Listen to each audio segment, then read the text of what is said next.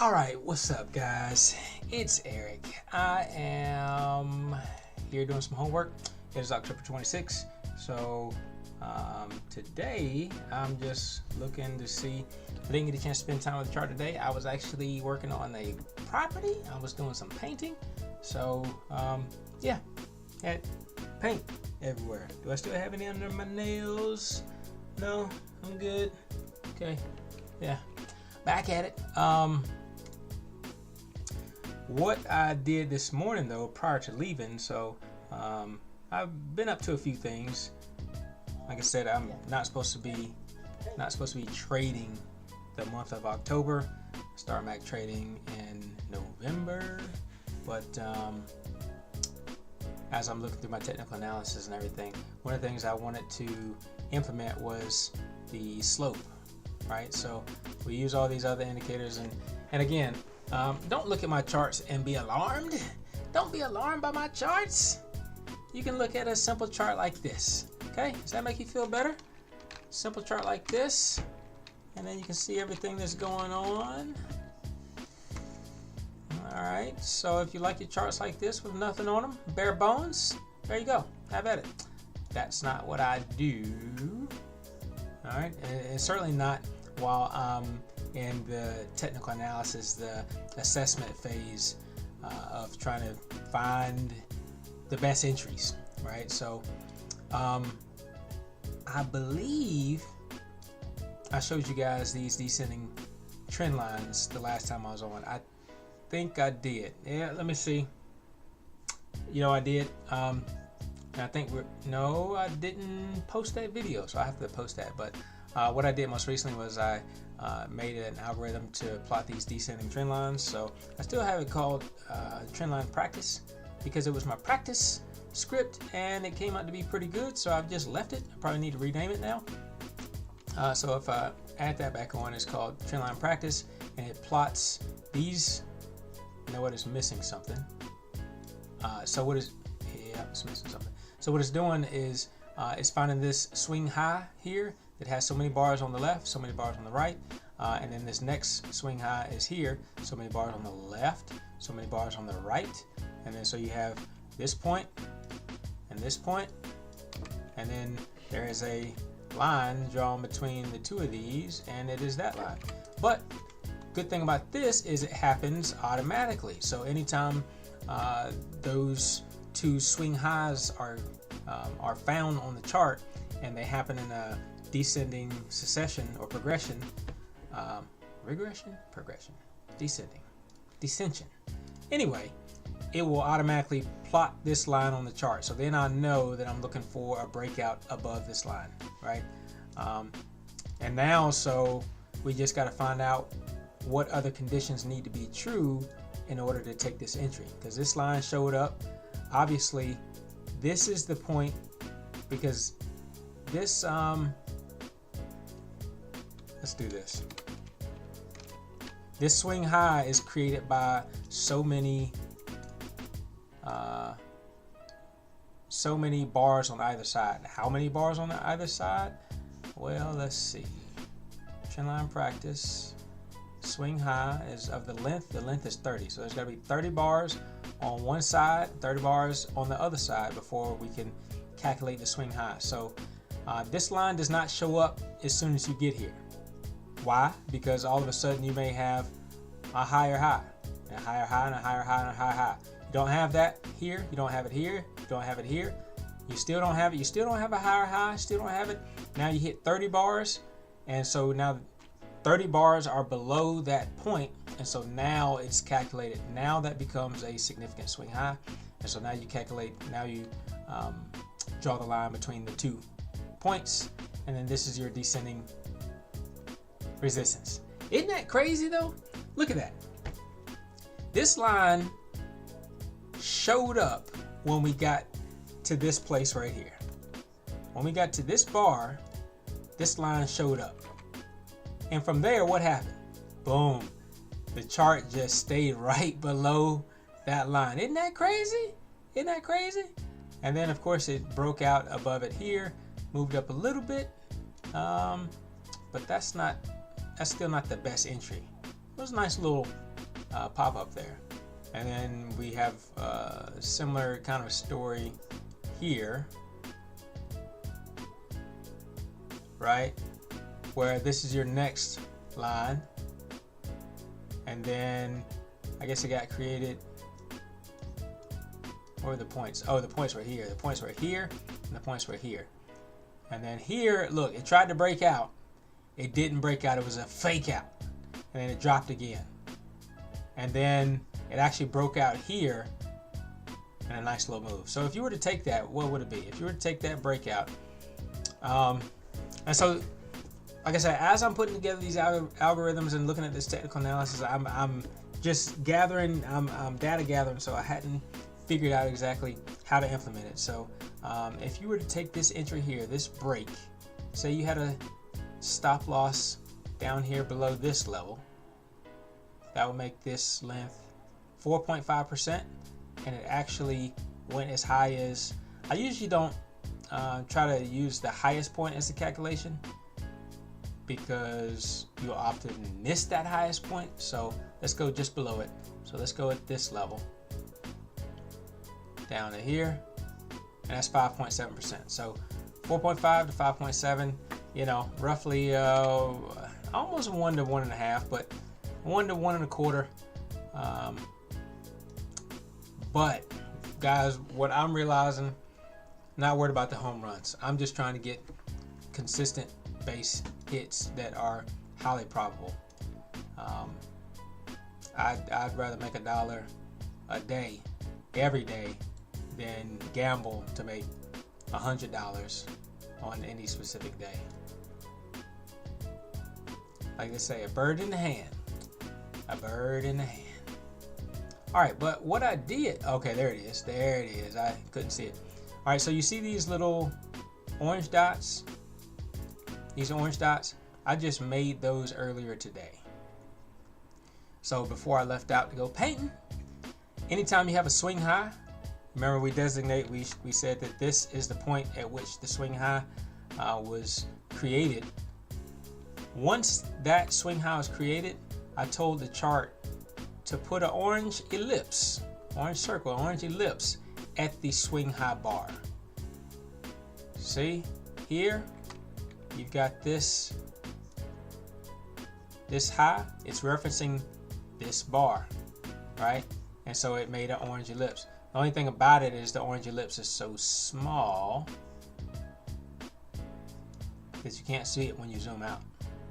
So you see those in there, you see those in there, see those in there. There's a teeny tiny one there, teeny tiny one. There's a one, there's a one. Okay. All right. And where did I make that in? Put that in the script? I put it here. I did a variable with an ellipse of a swing H, and then created the ellipse using the number of bars back that was created from the swing high. Red is the outline, the color, and then the field color, the inside color is orange. And we created orange from using the RGB, Roy G. Biv colors, red, green, blue. Boom, boom, and boom. And now we can make that, we can play with those colors if we want to, or we can make it more transparent. I feel like I had something to actually do on here. Oh, one of the things I found out, and I mentioned it on my other video, and like I said, I'll post that, but it was talking about, I'm using, to make these descending trend lines, I'm using BN point, right? So I'm using the bar number. So see this? I'm using the bar number and creating a trend line with the bar number. But I was having problems. So if we add another data stream, so this is A, B, B, C. If we add another data stream, you can see we'll do the same thing, 15 seconds. Even with the same time interval data stream, it throws off these trend lines. And I think I told you, don't do that. Don't do that. Don't you do that.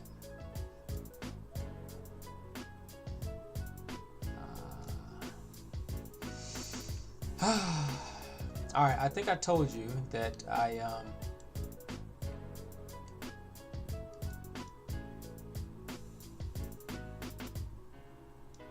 how do we get 15-second bar down here? Let's go here. 15-second. Double click that. We're gonna put that scaling on first one. Okay. All right, I'm trying to dial in my issues so you can see it. Okay, so you can't really see it from here, but when I have multiple data streams on the chart, I'm finding, even with the same interval, I'm finding that this line, instead of starting right here at this high, it starts back here somewhere. And I think I've told you guys that I really like using multiple time frames on one chart, because with that you can see what's going on. All right, so here I have I usually have my 2-minute, 15-second, I have the daily or like 15-minute, and then I have 15-second or 15 tick. I have them all going at one time. However, to me it's much better to have all the information, or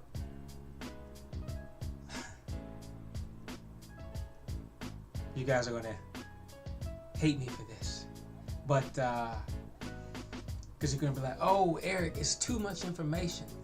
I don't know, I like a lot of information. Nevertheless, I like having that information on that same chart, instead of having to go here and look and see what's going on, and then bounce up here and see what's going on, and then bounce down here and see what's going on, and then bounce over here and see what's going on, and then zoom out over here, zoom in over here, zoom out and zoom in over here. Instead of doing all that, you could just have all your data pretty much show up on the one chart. It might be a different color, so if this is referencing like a 5-minute swing high, or a 5-minute swing high descending resistance, this line might be red instead of light blue, right? Or it might be a more opaque blue instead of a light blue. So you can get that same data on that chart and you can see it instantly instead of having to look around and figures it out. But yeah, so let's go back to, okay, so I said all that to say that I had an issue of not being able to pull that, get those multiple data streams to work at the same time with the trend lines. And I went onto the forums, asked the folks about it, and they said, well, you might try using the date time point instead of bar number point. They said you can still reference the bar number point with the date time point. That I don't know how to do as of yet, but I think that's what I'm gonna do right now. I'm gonna spend about 10 minutes, 10, 15, 20 minutes, do that, and then I gotta hop on a call. Late night talking with a prospective tenant. So this is the time that they have available. So this is the time that, you know, I'll make available. All right. This looks very busy. So let's go to something else that might not be as busy. This is very busy too. This is a busy bee. This is a busy bee. All right, 15-second time frame. Let's see what this looks like. Not much better. This looks like fairly. It's 4 o'clock. Okay. All right, so that's still after hours. Need to get something with decent liquidity. All right, so you see my bars. This is these are, so this was probably a stock in play for the day, right? There's some liquidity here. Let's see, volume wise, 9,000. That's not enough volume. 2,000. That's not enough volume. Nevertheless, this line here was automatically created, right? This is what we're talking about. Swing high level, swing high level. This line was created at this point. At 11:10, this line was created. So what do? Do you take the entry once it gets above this swing level? Yeah, you do. Especially if you see an area of support here once, twice, well actually once there, twice there, 3 times, 4 times, and it happens to come through, just something that I've noticed, it happens to come through this level of high volume through this move up and this 50%, this kind of 50% range here move up. Yeah, so I think that will be a great entry. All right, so let's see what happened on, let's see, we have the 15-second time frame up. I'm going to change this to 5-minute time frame. Let's see if that descending trend line changes, because sometimes it does.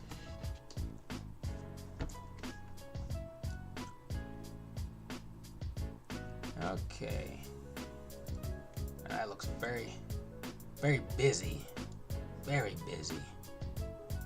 That looks very busy. Now, what day was this from? I think this was from today. Yeah, we were looking at this day. Okay. All right, so like this swing level here, should have been based on data 2, right? So, and I call it swing level because it's for a longer time frame. So whenever I find, possible liquidity zones on the immediate time frame, it's called support. When it's on the larger time frame, it's called swing level. Okay, so and obviously the swing level is referencing the larger or the 5-minute time frame. All right, so here, I mean, that's even more confirmation there, right? Look at this. So we got this high volume that popped up right here in this zone. Cool. The chart moved up, it came back, it reacted to it. Cool. Went up, came down, it reacted to it again. Okay, so that's 1, 2, and then again, third time, it reacted to it. Not only that, but now we get the break of the descending resistance comes through, and as it comes through, we get this this part of the script or part of the algorithm says this is a level of support. So all those things, and then this, yeah man, take the entry, and then you have a nice move up. But it goes up as high as this swing level here, right? And then it retraces, and actually went up as far as this next support or support zone, but it definitely went to the swing level. So like I say, be greedy, be super greedy, lose everything, all right. But do you see how this descending trend line, instead of coming from here, which it's supposed to, it came from here. This dot here is out in the middle of nowhere. So there's something off. See this dot here? Out in the middle of nowhere. So there's something off with the trend lines when you change the time frame. So let's go back to the 15-second. Go back here and see if it tightens back up. And it did. Tighten right back up. Okay, so we can't be having that. One, like I said, I need to have the 5-minute time frame. I need to have a larger time frame on there. So I got to do what I have to do to figure out how to make this work while still having the larger time frame in the background. So, like I said, the guy told me to try date time point. So let's see if I can change this to date time point and it still work. Got a funny feeling that it's not going to be as simple as I thought it would be, or as I hope it to be. Okay, so this is the only one that we have to change, is a trend line. Bar number point, create current bar plus max bars, go length back, and then the high is going to be length. Okay, so what we're going to do is we're going to mute that one out. We're going to save that though. We're going to save it and just mute it out, because if we don't save it, then and we try to do this new thing, and then we mess around and mess it up, now we have nothing. Now we got to start back from scratch and try to remember what we had. All right, so I'm gonna paste that, but this has got to be DT point, and I haven't used DT point before, so let's see what DT point says. What does it need? I think it needs a date, time, and the level, I imagine. Date, time, and the level. You just right click on it and click what's the definition of it, and I'll tell you. DT point.create bar date time. I think that's where you can use the bar. How many bars ago, and then the close. If that's the case,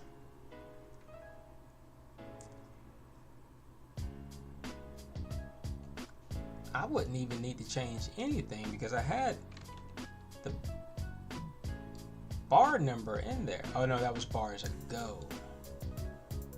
Okay, so this is the bars ago right here. This second piece is bars ago, and this is something that really messed me up back when I was trying to figure out how to make the trend lines work.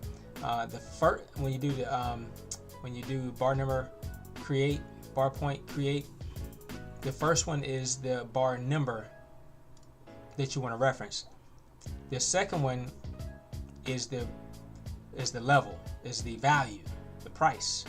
Okay, so you can do a high, low, close, whatever you want to do. And then this here in brackets is not the bar number, it's how many bars ago. Okay, so DT point dot create, we're gonna do, if this is bars ago, we did bar date time, it said, of length, because this is length and so this is length, and so we're just going to do the same thing here, and that should be it as far as what I just saw.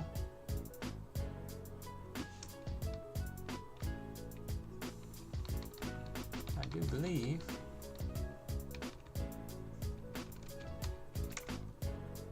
So let's try that.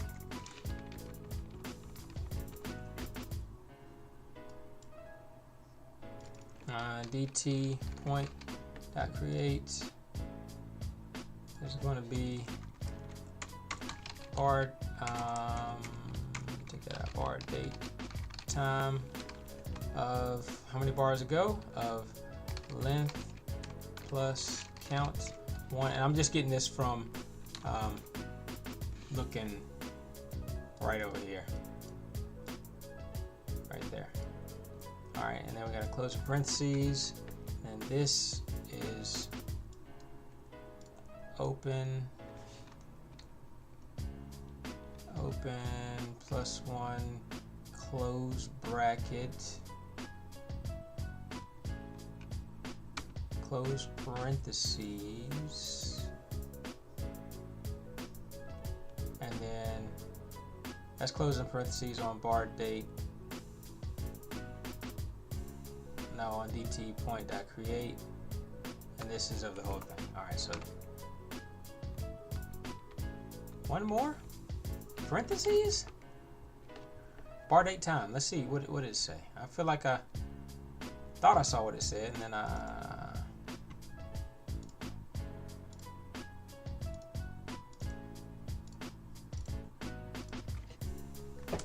I missed it. All right, so bar date time, DT. So again, DT is date time point class, create bar date time. Oh, just need in brackets, and then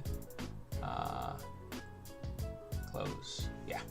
All right, so need in brackets, not parentheses. I thought that was a little bit funny while I was putting it in, but I maintained. I sure did. Do this. I think this. Let's see if John was right. John with Trade Station. See if he was right. I count on John a lot. I mean, you know, it's good to have an expert in the field. Okay, so that worked. And all right, so we have our point here and we have our point here, but I think we still have the 15 seconds. So let's see if we change it to 5 minutes. Let's see, do we get a nice line that stays put?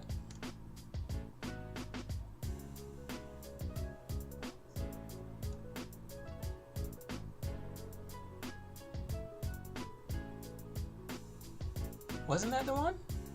Yeah. All right.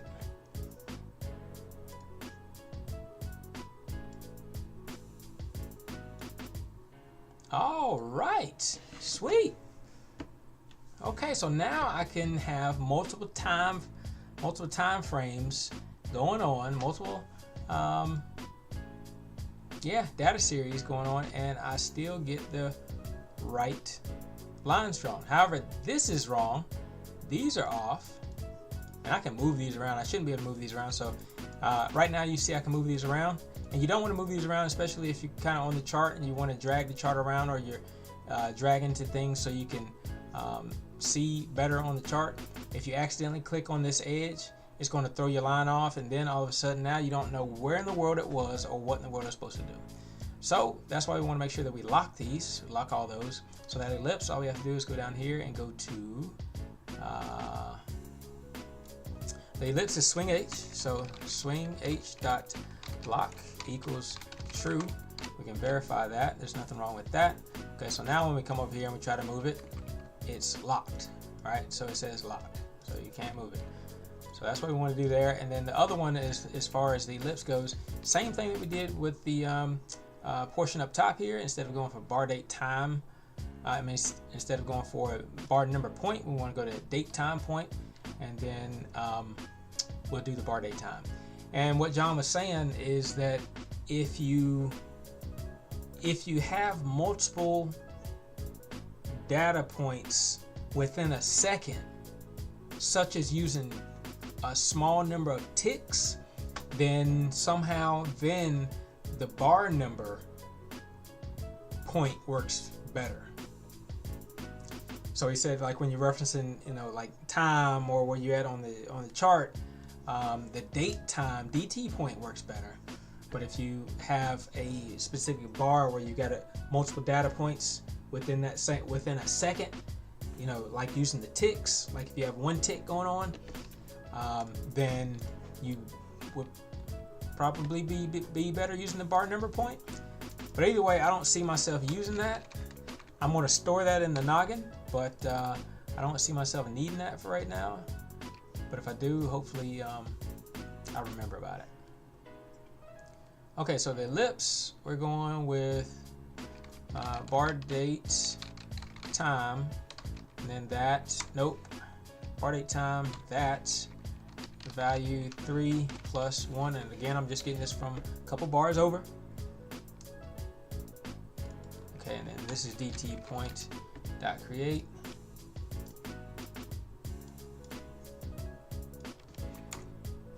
Boom. And it's good. I'm getting done at just the right time. Got to get off here and do that interview. And then we'll go value 3 minus 1. Verify. Ambiguous? What you talking about? Ambiguous. That's because that ain't supposed to be there. DT point, oh yeah, that create, and then it's got to be date time. Bar date time. Bar date time. Yeah. Verify. Okay. All right. So you see that little ellipse there? Locked. It's locked. It comes in right where it's supposed to, and it's locked. You see this guy here? Tells us we got a swing high made. It was right here, and that one is locked.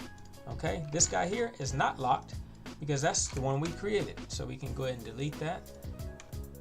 Can't delete that because that's part of our study. Alright, I'm going to delete that one. Okay, and then, like I said, I have been able to use these swing highs as helpful kind of like entry triggers, if you will. But I mean, I could always go here. Well, I bet I could go here.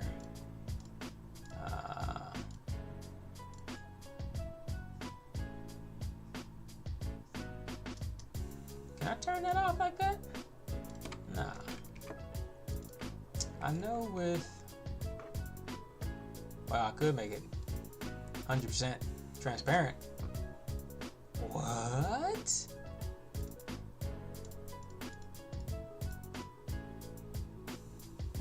%100% clear. Yeah. Well. Oh, that's because I defined the color here. Didn't I? Yeah, define the color here. It's black. Now I could say something like, I don't know what the RGB for black is, but could I do color from ARGB and then do like we'll make it kind of see-through. We'll do a 10, and then we'll do, I don't know, Alexa, what is the RGB code for black?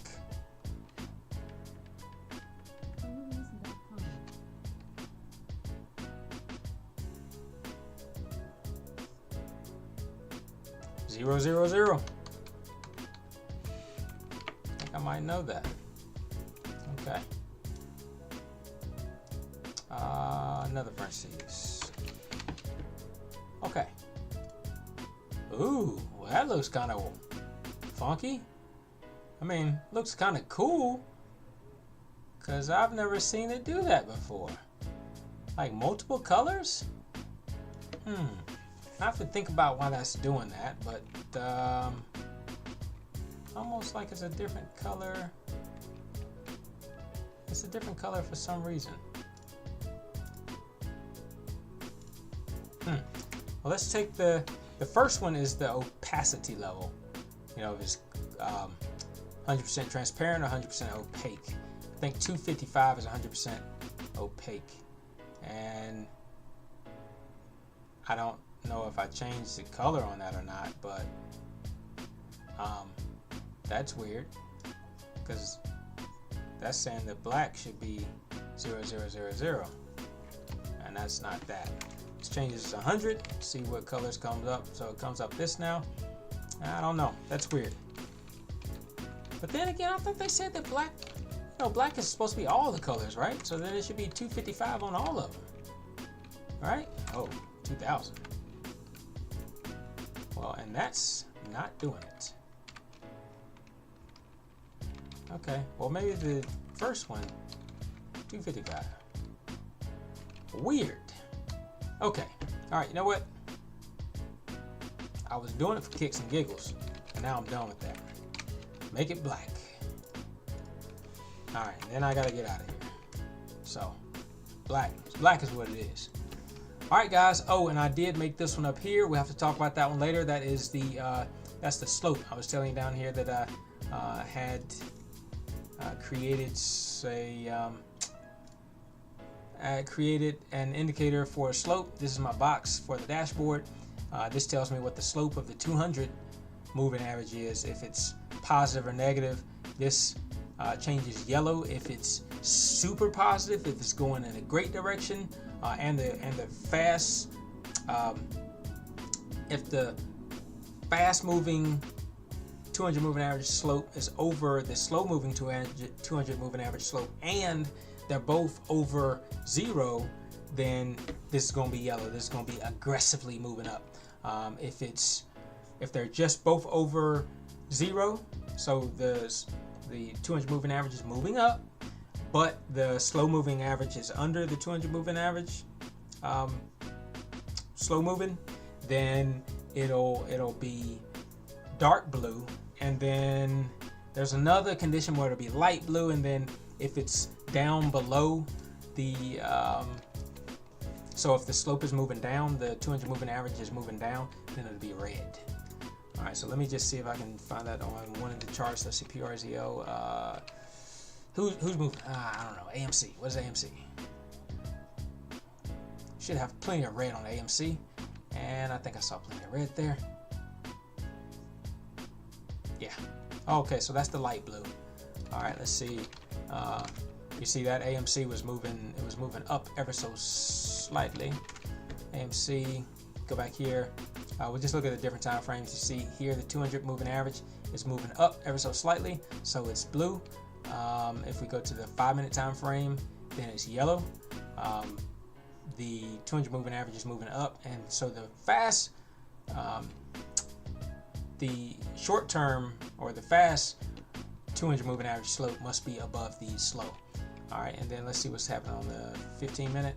15 minutes red, right? So the moving average is going down, or at least it's below zero. Okay, guys, this is it. If you have any questions, anybody, you're out there somewhere, you have some questions, ask them. You got 2 minutes. You got 2 minutes to ask them. And then I got to get loaded up for a Zoom conference. All right, but yeah. That's cool. I was able to. Oh, and I said that last time I talked to you, well, again, I didn't post a video, but I was supposed to be figuring out how to create rectangles. You see the rectangle there? See the name of it? Rectangle practice.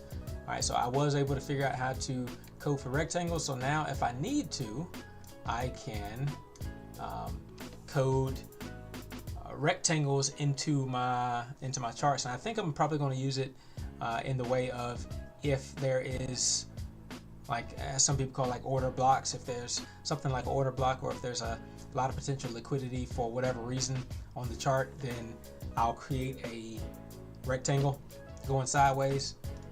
And the cool thing about all this, let's see, can I edit rectangle? Yes, edit easy language. So like I said, with the colors and everything, you can change this. Why does this look fill color that red? Let's see if we can do fill color color dot from ARGB. Okay, and then we'll do 30. I don't know. Let's try 100, 60, 20. It's gonna be some weird color. Yep, and it's a weird color. Okay, so this is what I was telling you about the transparency and the opacity. So being transparent would be 0. Okay, fully transparent. Okay, I'm fully transparent always. All right, and then full opacity would be 255. Okay, see that? See how that color changes? All right, so you can make it somewhere in between, whatever, so that as you move through your chart, you can still see the candles going through it. All right, guys. Guess you have no questions. So this is me. I'm Eric. I'm out. Peace.